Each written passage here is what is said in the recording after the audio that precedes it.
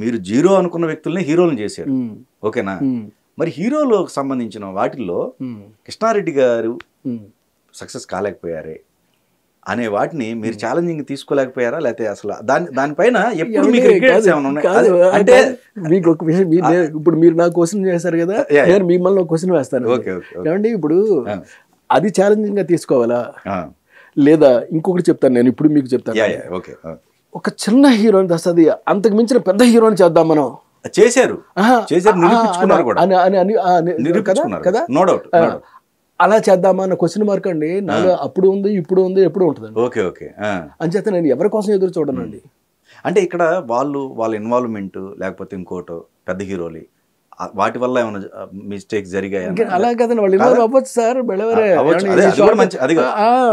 అది కూడా మంచి కోసమే కదా.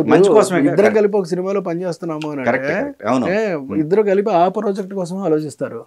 బట్ ఇక్కడ ప్రాబ్లం ఎక్కడ వస్తుంది, కథ మార్చేవయ్యా అంటేనే ప్రాబ్లం అవుతుందండి. Okay okay. టోటల్గా అసలు ఇలా కాకుండా సీన్లో ఏమన్నా కొత్తగా ఇప్పుడు మామూలుగా రొటీన్గా వాళ్ళ అమ్మ నాన్న వద్దని అన్నారని ఇలా ఏమన్నా అంటే అప్పుడు రొటీన్ అయిపోద్ది కదా. అది నాకు అలా కాదు, నాకు కొత్తది కావాలి, something new. I have to present to my audience. Okay okay. నా నుంచి వచ్చే సినిమా అండి. Right right. ఇది ఒక అద్భుతాన్ని క్రియేట్ చేయాలంతే. చిన్న పెద్ద అసలు నేను లెక్క పెట్టనండి, దాని గురించి నేను ఆలోచించను అసలు. Okay okay okay. ఏదైనా సరే, ఎవరైనా సరే, ఎలాగున్నా సరే, సినిమా మాత్రం సెన్సేషనల్ హిట్ అవ్వాలంతే. దానికోసం నేను అనుక్షణం ప్రయత్నం చేస్తూ ఉంటాను. సో రాజేంద్ర ప్రసాద్ గారు ఉన్నారండి, బ్యాక్ టు బ్యాక్ మీరు రాజేంద్ర ప్రసాద్ గారి కాంబినేషన్ ఒక హెల్దీగా కొనసాగింది. ఈయన సైడ్ నుంచి సహకారం అందలేదు అనిపించింది, అందిందా? అంటే ఒకటండి, నేను బిగినింగ్ స్టేజ్ అప్పుడు నాకు రాజేంద్ర ప్రసాద్ ఒప్పుకోవటం వల్ల కదా నేను ఇవాళ డైరెక్టర్ అయ్యాను. అప్పుడు ఓకే. దాని తర్వాత నేను చెప్తాను, దాని లింకప్ చెప్తాను. Okay okay. ఆయన ఒప్పుకోవటం వల్లే నేను డైరెక్టర్ అయ్యానండి. Okay okay. పెరిగిపోతాం మనం. Right right. మన ఆలోచన విధానం వేరుగా ఉంటుందండి. సో అటువంటిప్పుడు ఆయన ఎస్ఎస్ చేసుకోలేకపోయాడు ఆయన, అంతే. అందుకని వద్దనుకున్నాడు ఆయన కొన్ని. వద్దనుకున్నంతే నేను మనీషా ఫిల్మ్స్ నీ బ్యానర్తో నీతోనే హీరోగా చేస్తానని చెప్పాను అన్నమాట, కూడా చెప్పాను నేను, ఆయనకే చెప్పాను. కానీ ఆయన ఒకసారి నేను వెళ్ళినప్పుడు కొంచెం చిన్న ఇబ్బందిగా మాట్లాడారు. ఓకే. మహానుభావుడు, చాలా మంచోడు ఆయన. నాకు వాళ్ళ దర్శకుడు అవ్వడానికి కారణం కూడా ఆయనే. అలాంటి ఆయన గబుక్కుని ఏంటి నువ్వు డ్యాన్స్ చేస్తావా, ఏంటి నువ్వు డ్యాన్స్ చేస్తా, నువ్వు కూడా డ్యాన్స్ చేస్తావా, బలవడవయ్యా అంటే నేను తట్టుకోలేకపోయానండి. నా లోపల ఎక్కడో బాగా మరిగిపోయింది.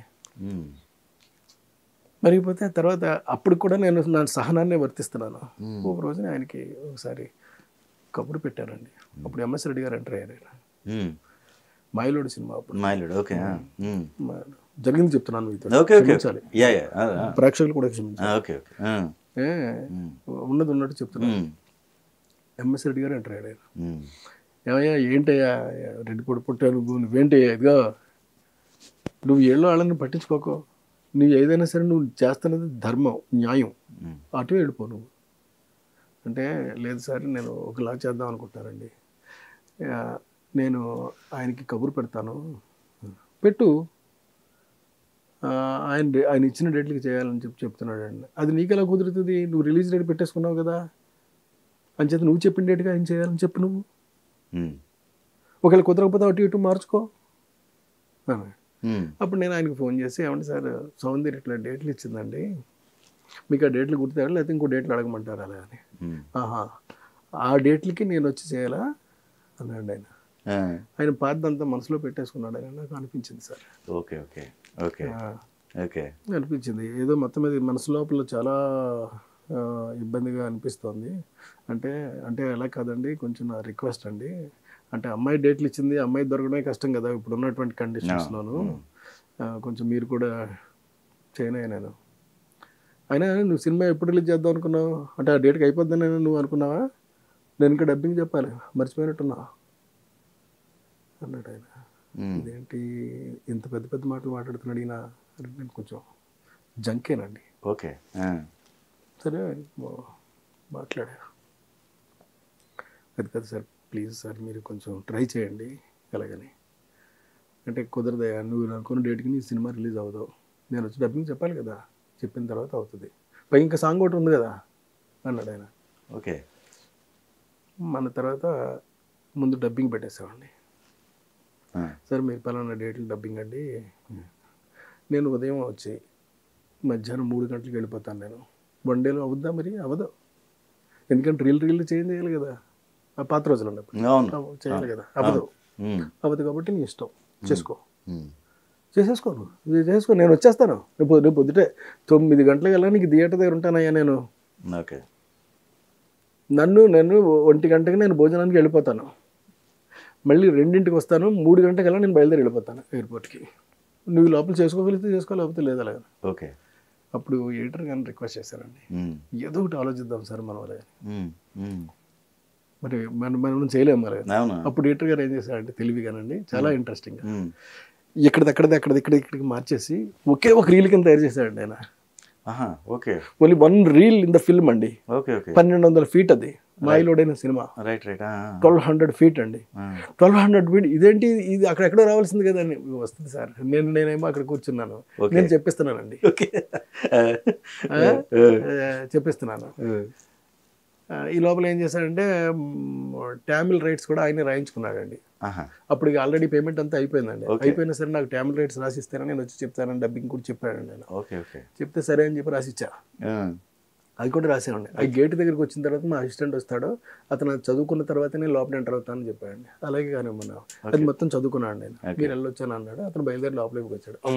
ఇప్పుడు కృష్ణ ఇదిగో మనం ఏమో ఎంతసేపు చెప్తాం, మనం టక్టక్ చెప్పేస్తాం. అలాగే సార్, ఎందుకంటే నేను చేసుకున్న పని నాకు తెలుసు కదా అని వరుస పెట్టి రీల్ వస్తాడు. ఇది మనది 8వ రీల్ అనుకుంటాను కదా.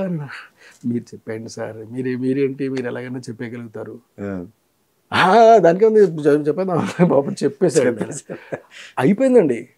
ఎన్ని గంటకి అయిపోయింది? 1 గంటకి అయిపోయింది. ఓకే. 1200 feet కదా.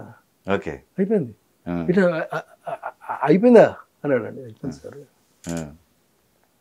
కానీ సాంగ్ ఎలా చేస్తావో చూస్తాను. ఓకే, అదొక ఛాలెంజ్ ఉంది. చెప్పాడు అప్పుడు. ఆ తర్వాత సాంగ్ అడిగితే నేను ఎవరైనా డేట్లు సౌందర్య ఇచ్చిందంటావు కదా, చేసుకో, నువ్వు చేసుకో. సరే, నాకు బాబుమోహన్ గుర్తొచ్చాడు. ఓకే, బాబుమోహన్కి ఫోన్ చేశా, సరే మీరు రావాలి, వేషం వేసుకోవాలి, చెయ్యాలి, సింపుల్గా ఒక చిన్న సాంగ్ లాంటిది ఉంటుంది, బట్ చెయ్యండి, సౌందర్య పక్కనే ఈ పక్కన చేస్తే. అప్పుడు సౌందర్య ఓకే చెప్పేస్తుంది కాబట్టి, ఎందుకంటే ప్రీవియస్ ఒక ఇబ్బంది పడాను. చేస్తాను అండి, నేను చేసేస్తాను సార్ అలాగే చేస్తా అని చెప్పేసి ఇంకా వస్తాడు. ఆ తర్వాత రాజేంద్ర ప్రసాద్ మనిషి వచ్చాడండి. వచ్చి ఏంటి సార్ ఇది, మీరు వేరే ఎవరినో పెట్టి చేస్తారట కదా అలాగని. లేదండి, నేను చేయడానికి ప్రిపేర్ అయిపోయాను, నాశనం అయిపోతారండి మీరు అన్నాడు. అవును సార్, నేను ఎట్టి పరిస్థితుల్లో ఎవరు, నేను డెఫినెట్గా పెద్ద హిట్ అవుతుంది కూడా సినిమా. అంత కాన్ఫిడెన్స్ ఉంది మీకు అన్నాడు. ఉందండి నాకు నా సినిమా మీద నాకు నమ్మకం ఉంటుంది కదా, ఇప్పుడు డబ్బులు పెట్టాను దాని మీద. రైట్ రైట్, మేము ఓన్ ఫిల్మ్ కదా, అది మనీషా ఫిల్మ్స్ అండి. అంచేత నేను ఎంతకైనా శ్రమ పడతాను, ఎంతైనా కష్టపడతాను, అంచేత డెఫినెట్గా అవుతుంది సార్ అలాగే. సాంగ్ రాకపోయినా అవుద్దా అన్నాడు నేను. అవుద్ది సార్ అన్నాను. ఎలాగ అవుద్ది అన్నాడు, చెప్పను మీకు అన్నాను. ఓకే, ఎలా అవుద్ది అలాగే పెద్ద సమస్య అండి. అసలు సాంగ్ డేట్లు చెప్పేసాం, అక్కడ థియేటర్ చెప్పేసాం, అన్నపూర్ణ స్టూడియో చెప్పేసాం. షాక్ కదా. అవును. ఈ షాక్లో మళ్ళీ ఇది వచ్చాడండి. వచ్చి ఏమన్నా మాకు విషయం తెలుస్తుందండి, ఇది కరెక్ట్ అవునా కాదో చెప్పండి అలాగని. బాబుమోహన్ పెట్టారట కదా మీరు అని అడిగాడు ఆయన. పెట్టాము సార్, తప్పలేదు, నాకు చేయాల్సి వచ్చింది అన్న. నా మాట విని మీరు ఇప్పటికైనా సరే మీరు మానేయండి, మానేసేసి ఆయన వచ్చేస్తారు, ఈ డేట్లకి వచ్చేస్తారు అన్నాడు. సరే, మీరు నన్ను క్షమించాలి, ఎవరుకోకండి. నేను ఒకసారి బాబు మనకు మాట చెప్పేశాను, ఆయన అన్నాడు, ఆయన చేస్తానని చెప్పేసి. అన్న తర్వాత నేను వెనకాడలేను, I have only one word. నా టంగ్కి 2 నాలుకలు లేవు నాకు మాట్లాడడానికి. Only one tongue, one word అంతే. నేను మారను సార్. ఒకవేళ ఆయన వస్తే మేము స్వాగతం చెప్తాము, మేము ఆయనకి ఫ్లవర్ బొకే కూడా ఇస్తాము. Welcoming him to see the songs. That's it. Okay. Not for the shooting. Shock అయ్యాడు అతను. ఓకే. సరే, తర్వాత మళ్ళీ నాకు ఆయన ఫోన్ చేశాడండి. ఫోన్ చేసి, సార్ మీకు విషయం చెప్తాను, రాజేంద్ర ప్రసాద్ గారు హైదరాబాద్ వచ్చి ఉన్నారండి, ఆయన సొంత ఖర్చులతో వచ్చారు. ఆయన ఇప్పుడు మీకు షూటింగ్ దగ్గరకు వస్తా అన్నారు. కానీ ఇప్పటికైనా సరే మీకు ఆయన ఇంకా వేషం వేసుకోలేదు కదా, ఈ క్షణమైనా సరే చెప్తున్నారని మీరు ఆయన మానేసేసి మీరు రాజేంద్ర ప్రసాద్ వేషం వేసుకుని వచ్చేస్తాడు, అంతసేపు పట్టదు కదా. నేను చేయను సార్. వన్స్ ఐ కమిటెడ్ అంతే. నా కమిట్మెంట్లో మార్పు ఉండదు. ఓకే. నేను అంతే ఇలాగే ఉంటాను. నేను మీకు నచ్చితే చేయండి, నచ్చకపోతే వచ్చి చూసి వెళ్ళండి అంతే. ఓకే. వచ్చి చూసి వెళ్ళాడు అంతే.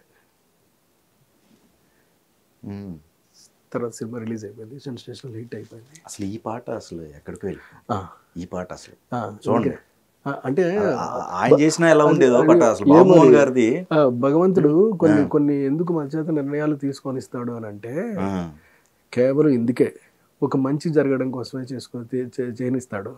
అందుకే అంటాను మీకు, కాన్ఫిడెన్స్ అనేది ఎప్పుడు వదులుకోవద్దు. నమ్మకం, మీ మీద మీకు నమ్మకం ఉండాలి. ఉంటే ఏ పేరైనా సాధించగలుగుతారు అలాగని చెప్పేసి.